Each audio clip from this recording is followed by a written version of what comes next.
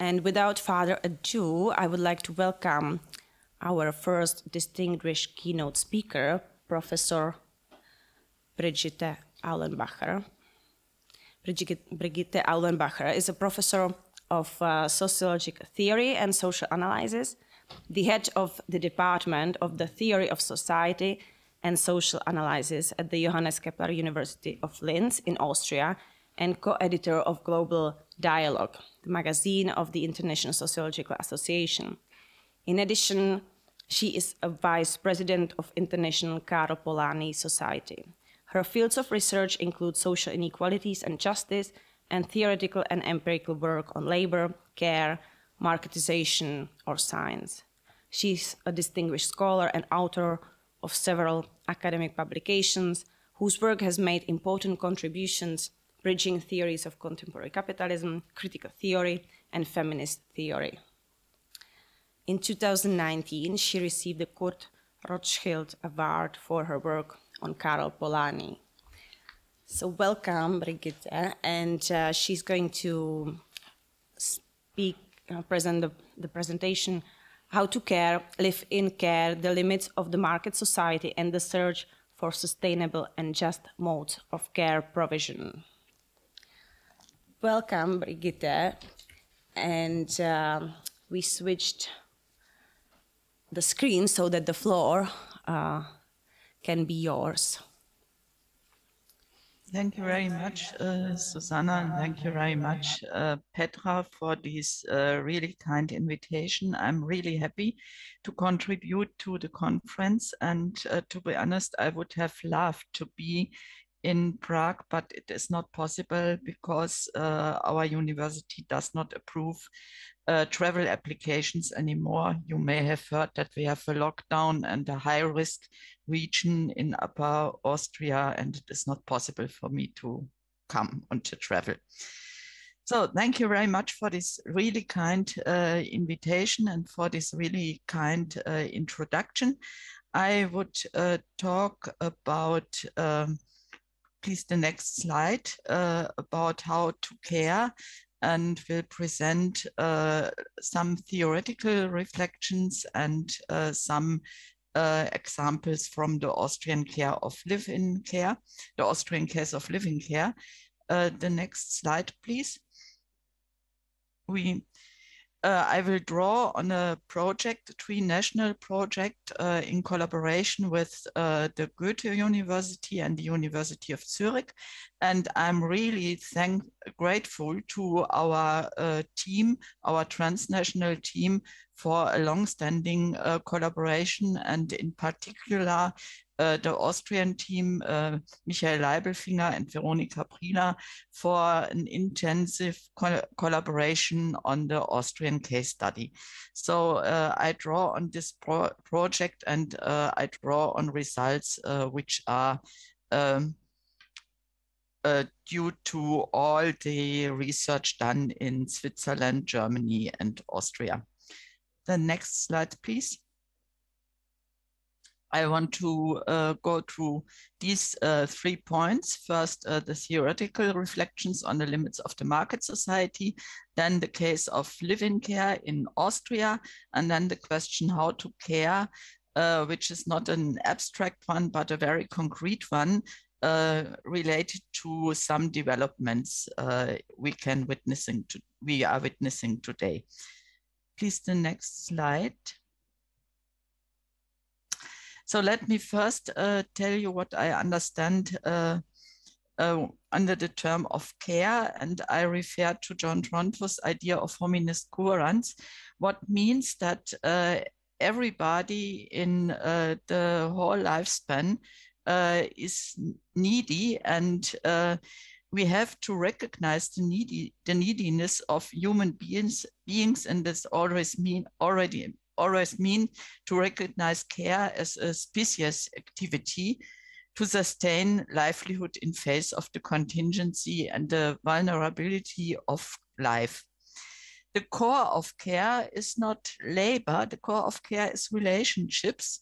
And these relationships means that we have to care for each other And this means we have to accept that human beings are dependent from each other, and that in the field of care, we are witnessing asymmetric relations between the caregivers and the care receivers.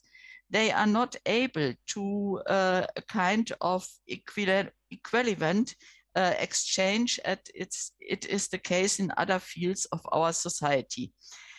So we find when we accept that people are dependent from each other, a lot of contradictions between an empathic idea of comprehensive care on the one hand, and ideas and concepts of modernity and capitalism on the other hand.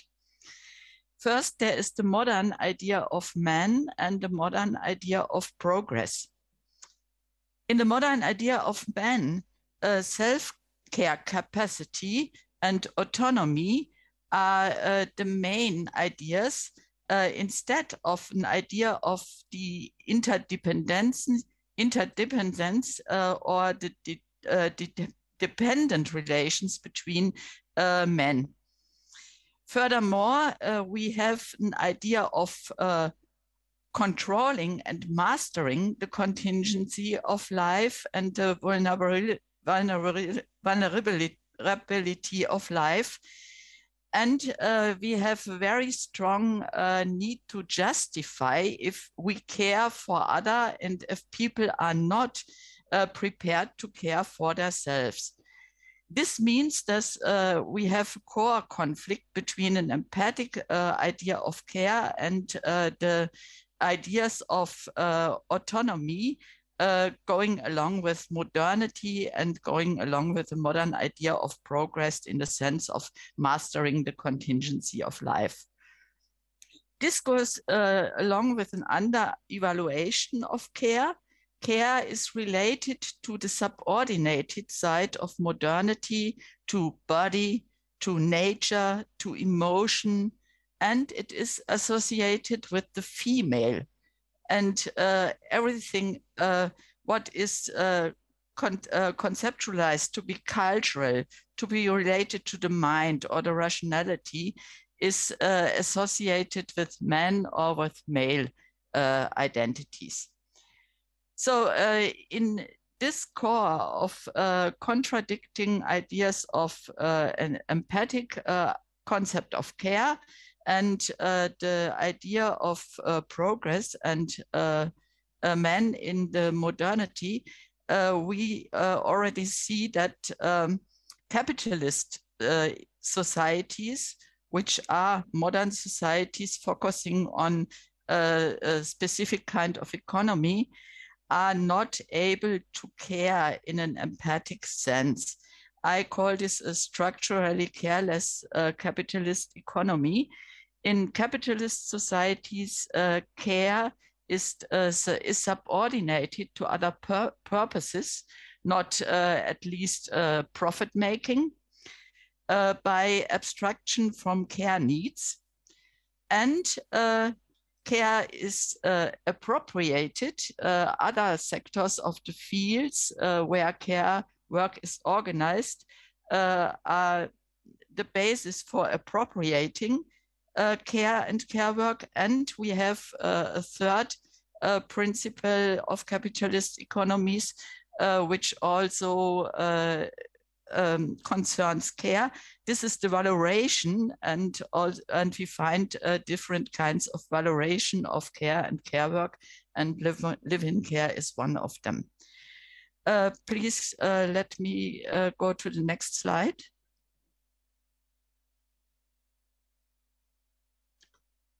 In Western European countries, which are the receiving countries of live-in care, we have a lot of shifts in the last decades. I only want to give some information about them. First, there are shifting responsibilities from family and state to market and community in care regimes. The second is the change in the mode of living, we find modernized breadwinner or adult worker models as the models in Western Europe. And at the same time, public governance has changed from welfare to workfare. Then we, after the 1990s, the collapse of the state socialist systems, we have an enforced transnationalization in the fields of work, labor, and politics. And it's embedded in supra, inter, and national regulations of labor as well as care. And we find in the care sector, in particular, an economic shift described by Sabrina Marchetti and Sarah Fares as commodification, marketization, and corporatization on embedded or disembedded markets. So, and the last one is the shift I will continue to describe in the case of living care. But first, let me go to the next slide and ask whether capitalism or the market society, how Polanyi describes it, can be caring. From the Polanyian perspectives, a market society is a society which is strongly regulated by the so-called self-regulating market. We would call this today a free market. And if the free market is the main principle to organize labor and care, this leads in the Polanyian sense to the demolition of society by subordinating human needs and livelihood to the self-regulating market and to the respective commodification of labor and to add care. This, in a Polanyian perspective, may go along with the emergence of counter-movements against the principles of marketization, counter-movements seeking for protection from the market-driven dynamics. Nevertheless, if a market society in principle is not able to care and is destructive by the commodification of labor and of care, nevertheless, such a society has to care. It is unavoidable. And this is organized by other sectors. The private sector is the sector of care valorization, but there's also the state, the welfare state, the so-called third sector of what we call Gemeinwirtschaft or social services in the public sector, the private household, and social networks. All these sectors of the society are organizing care, and care work are providing care services. I want to add a further a second perspective besides the Polanyian one. This is the perspective of the so-called institutional logics approach and combine it with intersectional perspective. And if we have such a kind of divided and shared responsibilities for care and care work, we can learn by the perspectives of the institutional logics that we have in the field of care and care work conflicting logics, conflicting ideas on how to deal with care, conflicting ideas on how to work and how to provide care work, which are related to the institutional order of the society, to the market as well as to the state, but also to professions, to corporations like big enterprises, to communities organizing social networks, and to the family. And we have a stable division of labor in the field of care Susanna already described it, in the relations of gender, race, and class, giving shape to the institutional and normative care and work arrangements, as well as to everyday life practices of care and care work. So we have two principles. One is the principle of the so-called functional differentiation, going along with norms of the family, the state, the market, and so on, and principles of those sectors, as well as a stable division of labor, going along with a lot of inequalities. Let us go to the next slide, please. Just to give you an impression what Polanyi means with a double movement, a quote. I will not read it, but give a very short idea of it. The idea of a Polanyian perspective is that on the one hand, we have a strong marketization of the whole society, making the society an asset to the market, and a society which is market-driven and organized under the headline of the principles of demand and supply, of price, costs, profits. And the idea of Polanyi is in his masterpiece, The Great Transformation, that we can reconstruct for the last centuries double movement, the movement of marketization, but also emerging counter movements of the society by which the society tries to tame the market dynamics and tries to seek for protection from the market dynamics.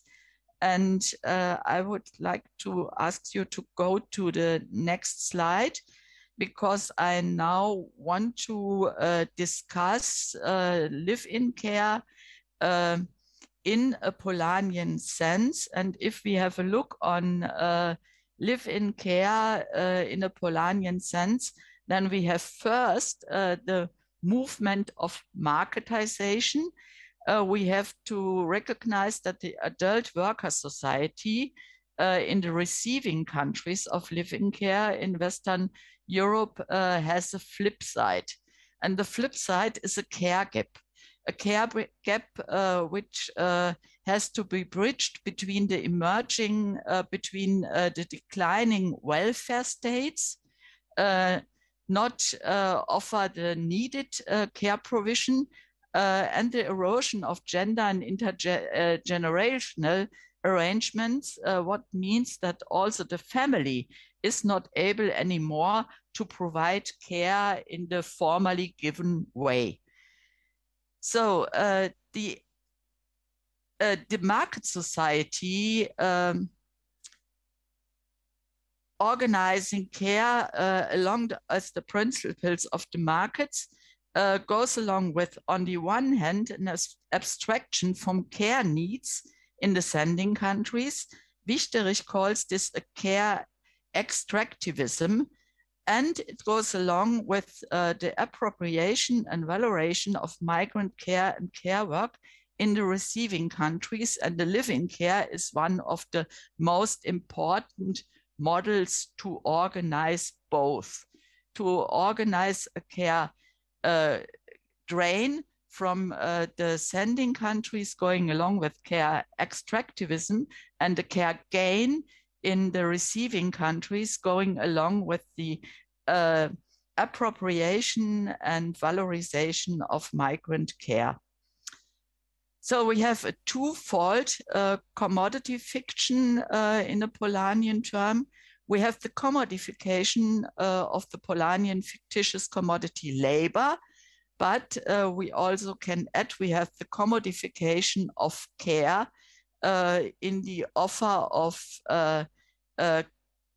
different care services, which are more than former organized services by the welfare state or by the family, caused by the special conditions of live-in. So there are a lot of contradictions and conflicts between these forms of commodification of labor and care.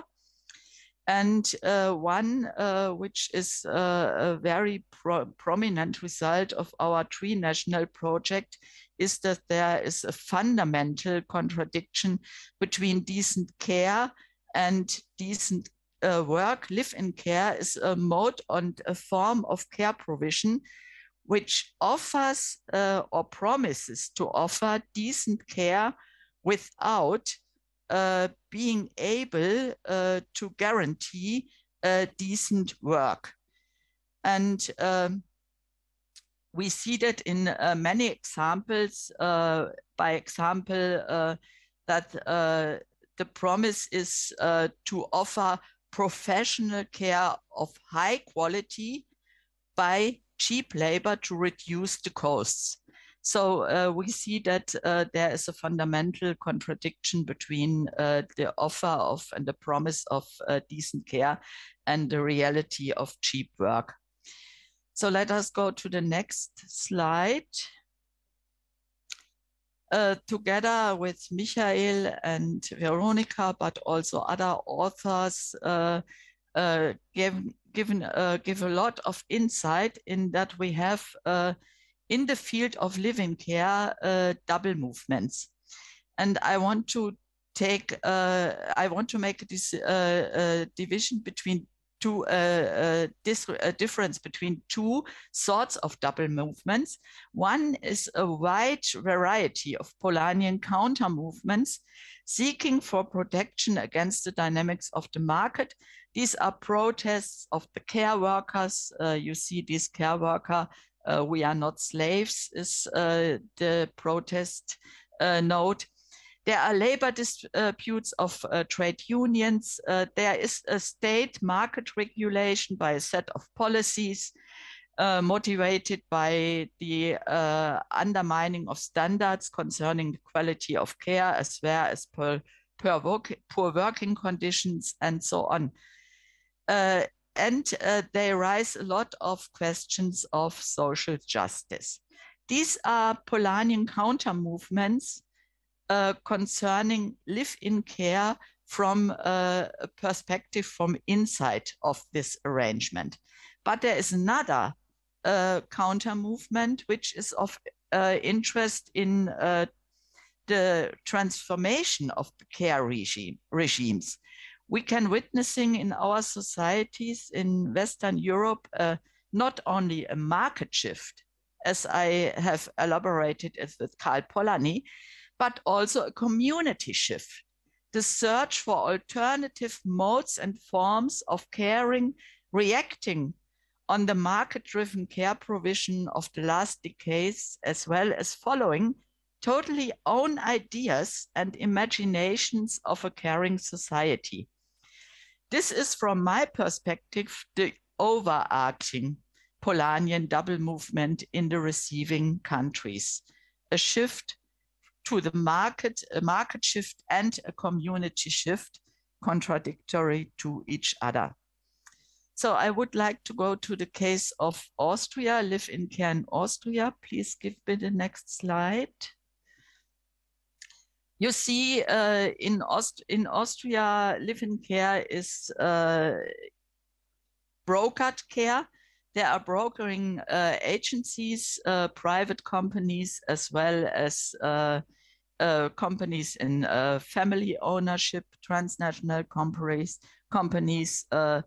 self-entrepreneurs, and many more, providing care provision for seniors.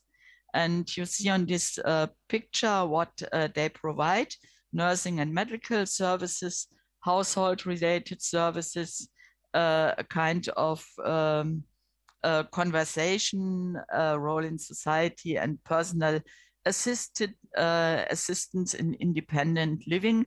And you see on the picture that they describe these like a kind of substitution for family care, and you see they describe the care recipients or receivers as a kind of best agers, what in reality is not the case. And you can buy these services, by example, as so-called packages. You can, I give you the idea of such a service. You can buy a basic silver, a bronze, a silver, or a gold package. And of course, there are differences in the prices and the services and so on. So that's just to give you an idea of what these brokerage agencies are offering. Please let us go to the next slide. This refers to studies in our project by Michael Leibelfinger, Veronika Prieler, Jennifer Steiner et al. And Ranka Benasra et al. And give you a short overview over the situation in Austria. We have more than 900 brokering agencies, what is very, very high number for such a small country. More than 60,000 care workers, mostly women and aged between 14 and 60 are working here, most of them coming from Slovakia and Romania. Around 32,000 households in Austria buy these services, and the persons are often cases of dementia or multimorbid persons. The estimated annual turnover of the agencies is 950 million, and the average cost per month for the household 2,500 euro, but there is a wide span. This care provision is related to the economic and welfare gap between Western, Central, and Eastern Europe. Migrant workers often are obliged to take over this work, lacking alternatives in the home countries. We have circular migration, usually rotas of 2 to 4 weeks. And living in Austria means board and lodge is provided inside the household of the care recipient. And we have an triangular contractual relation, contract triangle between the agency and the household, the agency and the care worker, and the household and the care worker. Please give me the next slide. This is our attempt. I adapted a former attempt to compare 2 models, which in principle are possible, self-employment and regular employment. And the Austrian live-in care is a market fundamentalist model of self-employment, and I don't want to read it. You can read it, I think, by yourself. The main point is it is a model that is integrated in the social security, but not fully, and it is a model which is far away from being covered by the labor law, and it is a model which makes it really difficult to organize a collective representation of the care workers, because the care workers, as well as the brokerage agencies, are represented via the Chamber of Commerce. So the Chamber of Labor or trade unions are engaged in the field, but the primary responsibility is the Chamber of Commerce, which is the main representative of the brokered agencies. Of course, that's a very difficult situation of collective representation. So give me the next slide to give you an impression about the discussion. These are statements of our interviewees, stakeholder, and agencies who are the most important representatives of the self-employment model, and you can see how they think in market principles. The first quotation addresses the care workers, and it is also your own responsibility. What kind of contract do you sign?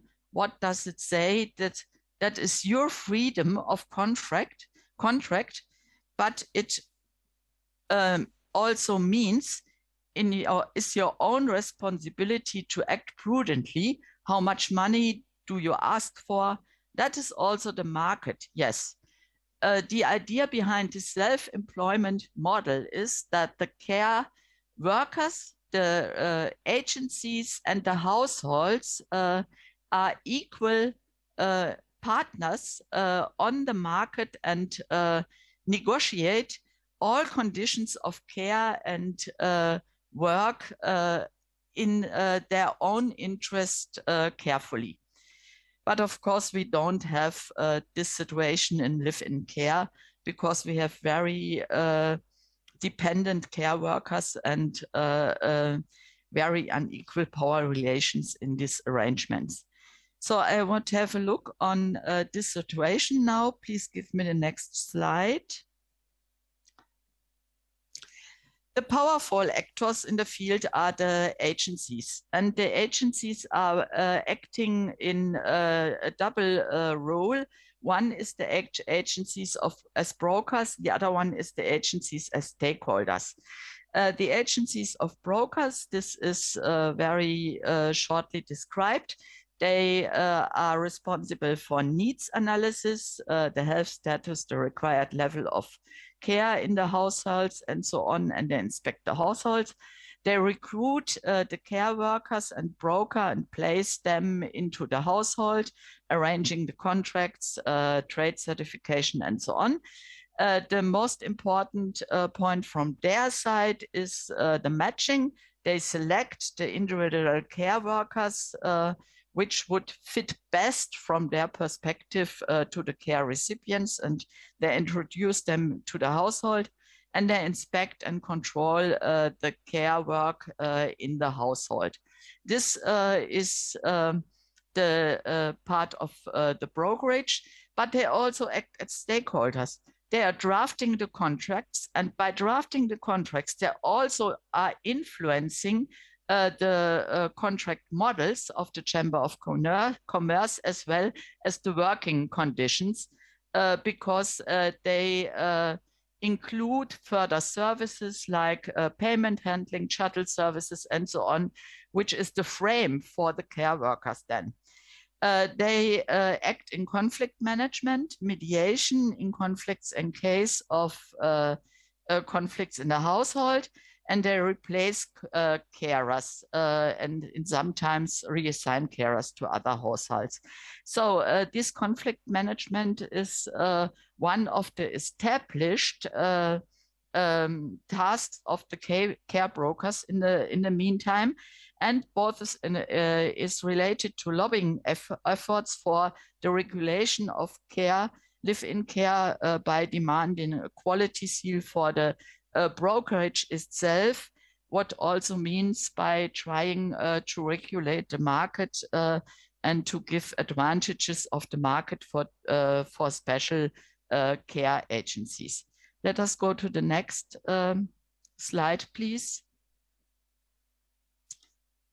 So, and for all these reasons, we have two sides of the live-in care. One is the formality of live-in care. The other one is the informality of live-in care. The formality is care workers are self-entrepreneurs. That means in the view of the households and the agencies that they expect a full availability free from duties in the home country. Care workers are self-employees. This means the regulation of services and care and working conditions is given in the contract triangle.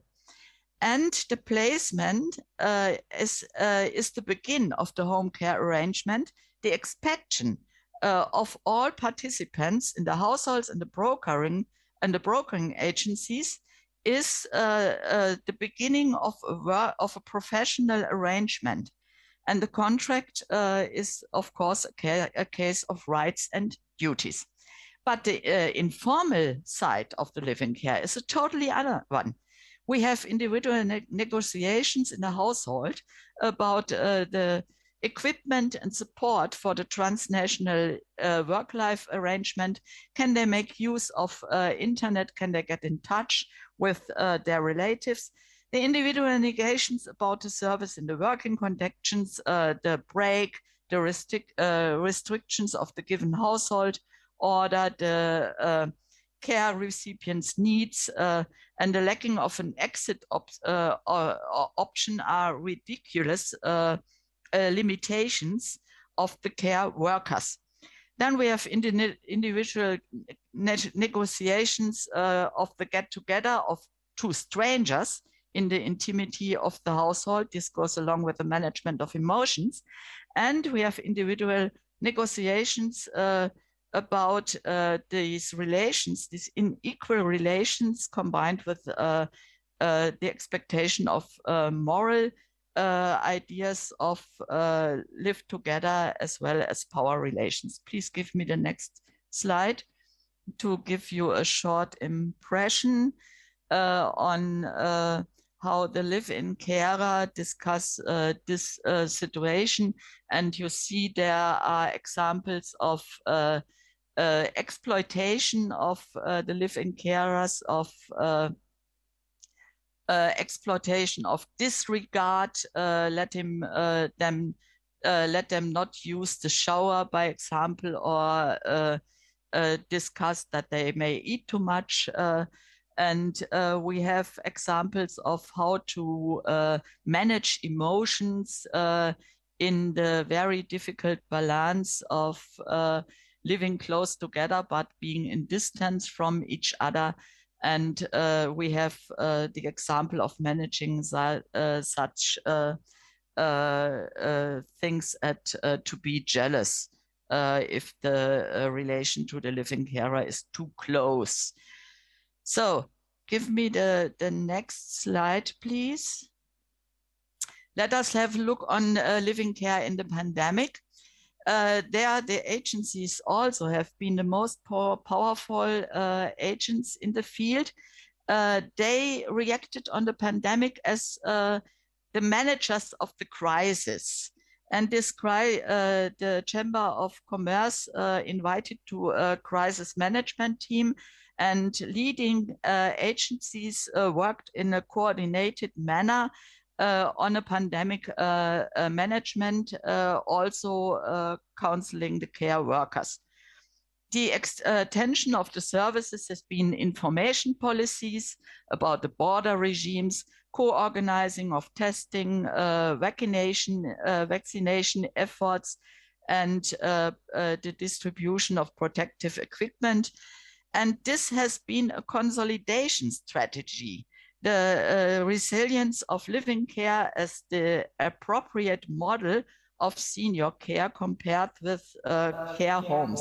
This has been the idea. Then let us have a look on the side of the care workers. This is again a totally different reality. They had to extend the rotas from weeks to months and to stay in Austria instead of going back to their own relatives in the centering countries. They have sat under pressure from relatives and agencies, and they have lacking alternatives and could not have any exit option. And they have intensified already different situation of isolation in the private households because of social distancing rules, as well as the declining support by relatives and the increasing workload of the care workers. There has been a little bit of informal recognition of the care workers, as we could see in our interviews, by additional payment, by example. But the flip side of the extended rotas for those who have stayed in the sending countries has been the loss of income. So let me go to the next slide, please. Brigitte, this is just a reminder that you are running out of time slowly. Okay, I still need 3 or 5 minutes. Okay. Okay, this is again some citation on the pandemic, and you can see that the agencies present themselves as the conflict managers of this pandemic, and care recipients as the winners by the model. Let me go to the next. So now, what is about double movements in the field and the questions of social justice? First of all, as I already told, the brokering agencies are the most powerful actors in these fields, and they established living care as a major field in the sense of an established pattern of the care regime. And brokering agencies are formalizing, standardizing, professionalizing the self-employment model, but they also count on state intervention and public financial assistance to improve the quality. Let us go to the next slide. You see they promise quality, but in the frame of the self-employment model, but by state's assistance. Nevertheless, the living care is discussed to be lacking sustainability because the one-to-one relation is not appropriate to cope demographic change, and care extractivism is one of the neglected problems and is one of the neglected policies is fair care and justice in the geographies of care as a transnational policy. Let me go to the next slide, please. Questions of social justice and emerge in the live-in care, but there is a stable justification circle, as I call it. Live-in care is strongly criticized to be a kind of modern slavery, but there is a strong circular search for responsibilities of the others, like problematic care workers, difficult clients and relatives, failing agencies. And living care is widely accepted as the only affordable solution, neglecting the care extractivism in the sending countries. Next. There is a strong contestation in terms of self-employment versus regular employment. So, and this is my next and last point on the double movements from outside living care.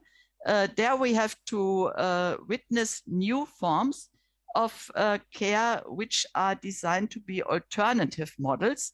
One is the reform by extending living care on the base of the self-employment model, but others are new forms of employed relatives in the public brokering of carers, caring communities, which are professionalized at the moment in Austria very strongly. And the open question is whether this shift from transnational care arrangement is also a shift to more national and local arrangement, and what is then to say about the recruitment of care workers in the formerly transnational idea of live-in care. So thank you very much.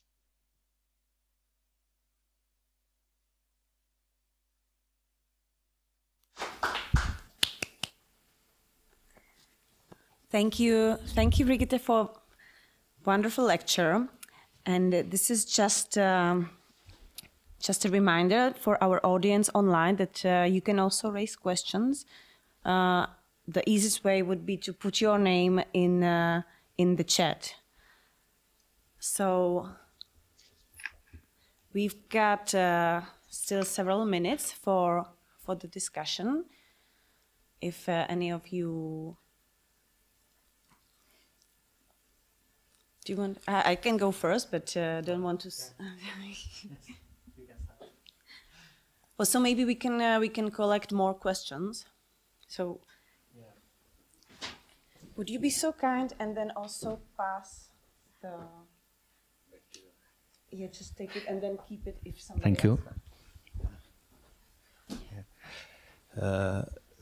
Yeah, it's, I don't know to whom I'm talking now because I don't see the speaker now, it doesn't matter. Can you show Brigitte? Thank you very much for your very interesting presentation, which really asks for many, or invites many questions. But, and my question maybe, it might be a little bit premature concerning the subjects of some of the following presentations. But as somebody who spent some years researching institutionalization of people with cognitive disabilities, I have to ask this question. And we discussed it, this issue, namely the relation between the home care arrangements and institutionalization. Number of times with a number of colleagues during the last year, including Petra and Susanna and Angela. From your university, actually. So, and you mentioned this. I kind of feel that there are two separate fields of research. One, the home care arrangements. The other, the care in the institutions. And while in reality, in practice and in policy matters, these issues are very much interconnected and related. And you mentioned this one time when you talked about the COVID, the argumentation about the impact of COVID on yeah, it's strange, on institutions. So I would like to ask you if you can talk a little bit more about that. What plays the issue of institutionalization of older people and of older people living with dementia has on a field you were talking about, you know, either as a policy option or as a strategic adversary or whatever. Thank you. Do you want to? Okay, so Brigitte, we will collect several questions if it's all right with you. So please, Christine, go. Yeah, thank you very much. That was an amazing talk, also very comprehensive, starting with the definition of care. I don't hear the question. I don't hear it. Yeah, it just. Can you hear me now? Can you hear me now? No. It's green. My microphone is green. Can you hear me now? Yes, I hear you. Fine. Thank you. Yeah, I wanted to thank you because for this very comprehensive talk. I think it's very rich and amazing, and it's good that we also have it in that we have your writings also to go back to. You started with this definition of care, then you came to the shifts in recent development in Western Europe, and I wanted to ask you about that, and then related to the last part of your presentation, when you talk about caring communities. You very quickly mentioned the shift from the welfare to the workforce, the beginning of the 1980s. And kind of a lot of things happened there, right? I'm wondering whether you know anything more specific historically, also locally historically, how it started that people could make business in caring for people. Because in a way, also the emergence then of the agencies and brokers, of course, that was later, also with the accession, that it came into full swing. But also, and perhaps that's also related to Michael's questions with institutional care, when and how people could make money with institutional care, when and how people could start to make money with home-based care. That is something I'm very curious about. In your very broad sketch, you could, of course, not go into detail there. And now the jump forward to what you're saying, how to care. If we then think about caring communities, are you imagining then kind of like a new shift away from this profit making, or how would you see this interlinked?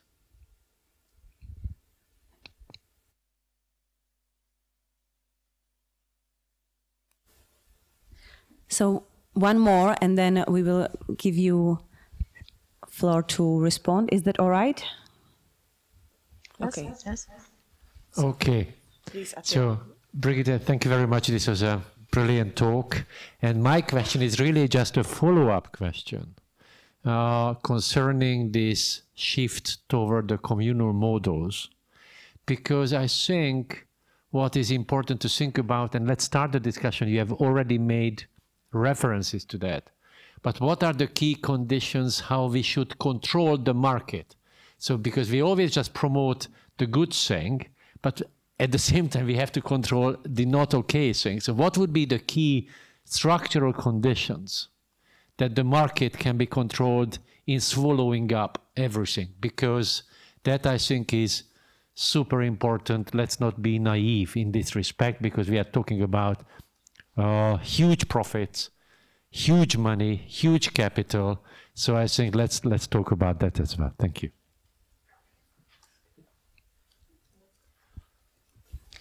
So please, the floor is yours for response.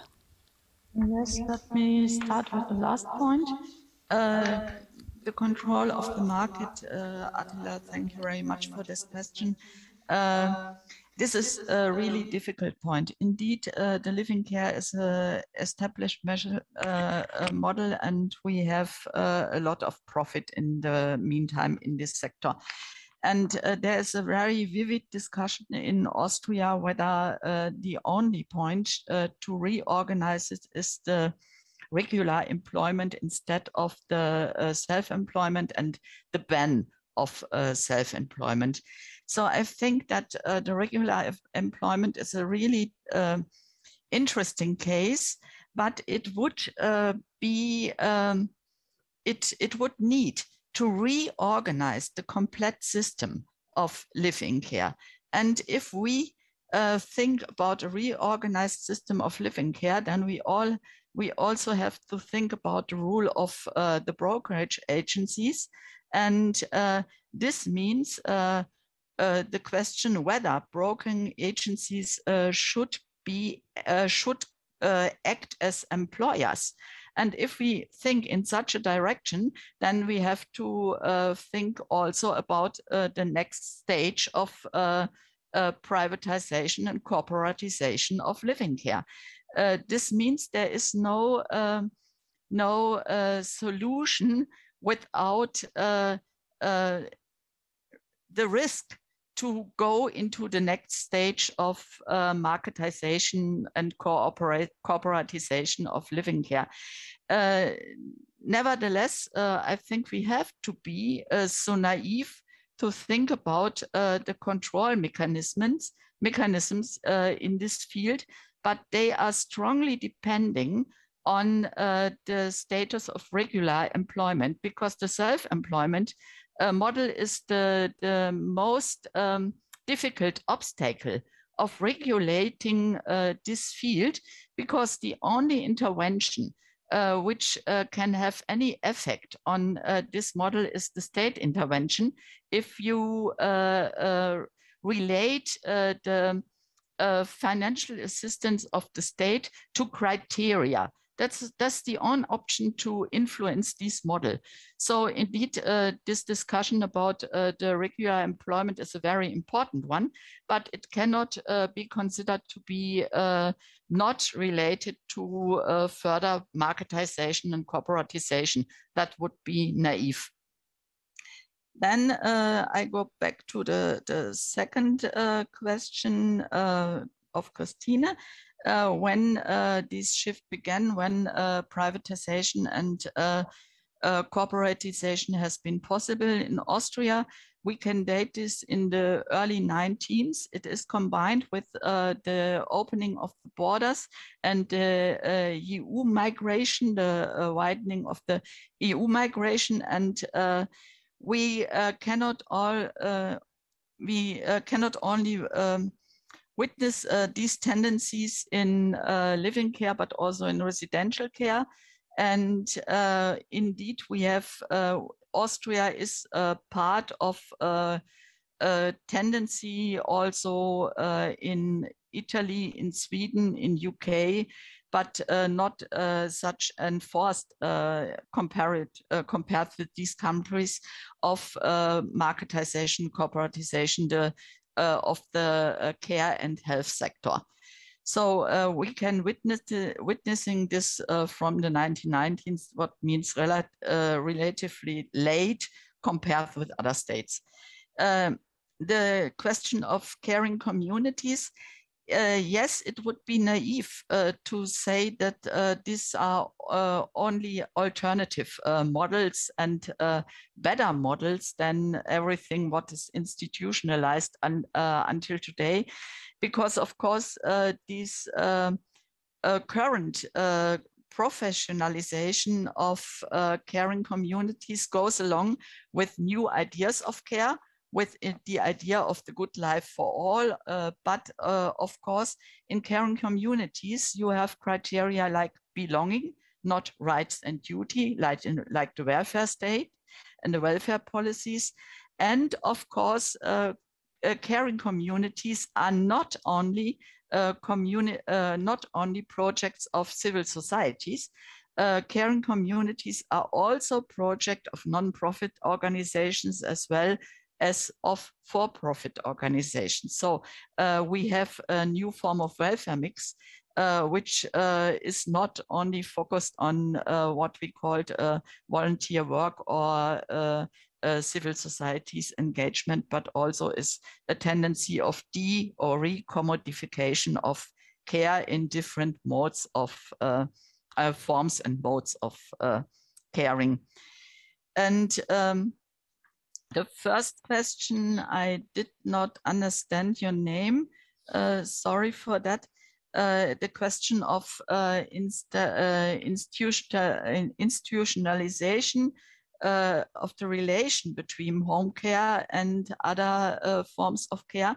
So the institutionalization takes place indeed between home care and mobile services in different forms, but there is a weaker form of institutionalization between home care, mobile care, and residential care. Sometimes the brokerage agencies also are social services offering all forms of care.